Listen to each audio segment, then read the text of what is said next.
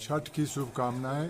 माननीय मुख्यमंत्री जी 7 बार शपथ लिए, उसकी उनको शुभकामनाएं।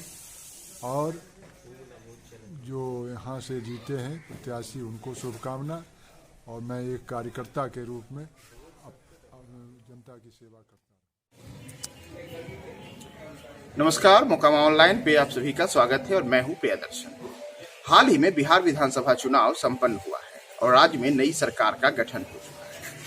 साथ ही मोकामा में भी चुनाव में समाप्त हो चुका है और यहां से अनंत कुमार सिंह निर्वाचित हुए।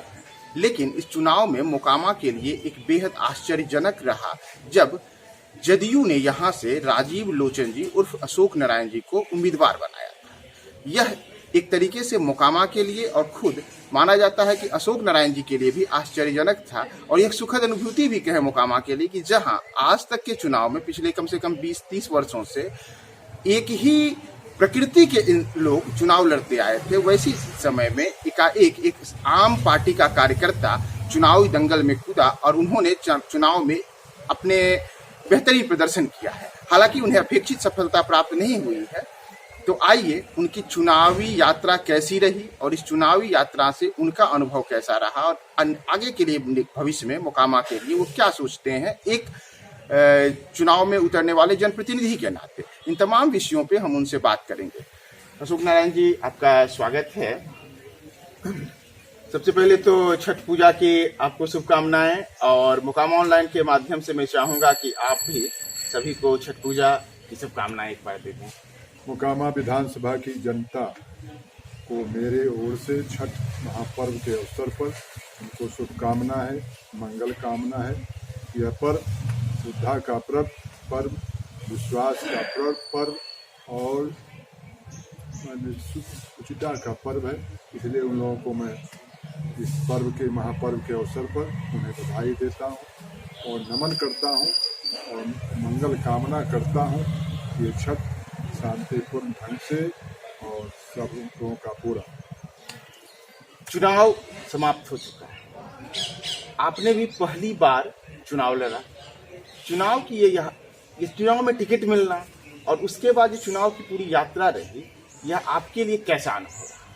मैं पहले बिहार सूबे के माननीय सम्मानित मुख्यमंत्री श्री नीतीश कुमार जी को धन्यवाद देता हूँ और जिन्होंने 7वीं बार शपथ लेकर के बिहार की जनता की सेवा के लिए उपस्थित हुए हैं और उनकी सेवा को याद किया जाएगा। और मैं सब उनको बधाई देता हूं और मंगल कामना करता हूं कि वे अपने मिशन में सफल हों। और रही चुनाव की बात, उन्होंने मुझे टिकट दिया और मैं चुनाव लड़ा, एक कार्यकर्ता के रूप में चुनाव लड़ा।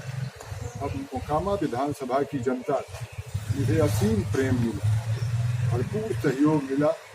उनके 18 से 20 दिन का जो चुनाव का तो हमारा कार्यक्रम चला, उनके शीतल छांव में रहने का हमें मौका मिला और वो बड़ा सुखद हमको अनुभूति हुई। मैं जहाँ भी जाता था उनका उत्साह बहुत मिला और आशीर्वाद हर, चाहे वो मतदाता पुरुष हों या महिला हों या बच्चे हों या नौजवान हों, सबका भरपूर सहयोग। चुनाव में एक आपको जो टिकट मिला था, तो टिकट मिलने के बाद मोकामा में एक यह आम चर्चा का विषय था कि अशोक नारायण जी सार्वजनिक जीवन में अभी तक राजनीतिक जीवन में भी इतने ज़्यादा सक्रिय नहीं रहे थे। उसके बाद भी पार्टी ने आपके ऊपर भरोसा दिखाया। तो क्या उस वक्त आपको भी विश्वास था कि पार्टी आपके लिए एकाएक टिकट दे सकती है? मुझे विश्वास तो नहीं था, लेकिन विश्वास जनता के भरोसे माननीय मुख्यमंत्री जी ने, एनडीए के नेताओं ने किया।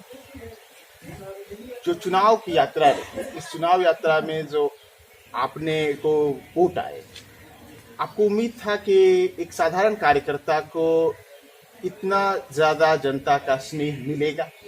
मैं इस चिंतन नहीं करता था। मैं अब गीता के उस भगवान कृष्ण के उस बात को याद करता था कि कर्म करने का अधिकार तुम्हारा है जी, फल के अधिकारी तुम नहीं, वो फल देने का अधिकार मेरा है। मैं ईमानदारी से कर्म किया और जहाँ तक बन सका हर मतदाताओं से, हर लोग मोकामा विधानसभा की जनता से मिलने का प्रयास भरपूर किया और सब लोगों का आशीर्वाद नहीं लिया और भरपूर आशीर्वाद लिया। चुनाव में खैर आपको जो अपेक्षित सफलता थी वहां तक नहीं, लेकिन खैर आपने बढ़िया प्रदर्शन किया। तो राजनीतिक जीवन में जो आगे की यात्रा है, इसे आप कैसे आगे बढ़ाने के लिए सोचते हैं? ये तो जनता पर निर्भर करता है, ऊपर के नेताओं पर निर्भर करता है कि उससे किस रूप में सेवा ली जाएगी। मैं एक कार्यकर्ता था, मैं अपने संबोधन में पूरे क्षेत्र में, पूरे विधानसभा में मैं यही कहते रहा, मैं एक कार्यकर्ता हूँ, पहले भी था और आगे भी रहूँ। एक कार्यकर्ता के रूप में मैं काम करते रहूँगा। उस कार्यकर्ता के रूप में मुझसे जो सेवा लिया जाए, मुझे जो सामर्थ्य होगा अपने उसके पीछे नहीं रहूँ। बात है कि आज चुनाव के बेसमय में धनबल और बाहुबल की राजनीति हर जगह है, हर विधानसभा क्षेत्र, ये केवल मोकामा की बात नहीं है, हर विधानसभा क्षेत्र में धनबल और बाहुबल की राजनीति का बोलबाला होते जा रहा है। ऐसे में आपको टिकट मिलना और आपका एक आम कार्यकर्ता की पृष्ठभूमि से आना, क्या आपको लगता है कि बदलाव की राजनीति का यह मोकामा के लिए एक संकेत है और आने वाले समय में अन्य राजनीतिक दल भी इस रास्ते पे चल सकते हैं? ये एकदम सही, सब सही है। कारण कि मैं नौजवानों जो नए मतदाता उनमें जितना उत्साह देख रहा था, वो चाहते थे कि मोकामा में कोई नई दिशा, मोकामा का दशा बदले, मोकामा को नई दिशा मिले और शिक्षित समाज, शिक्षित लोग आगे आए।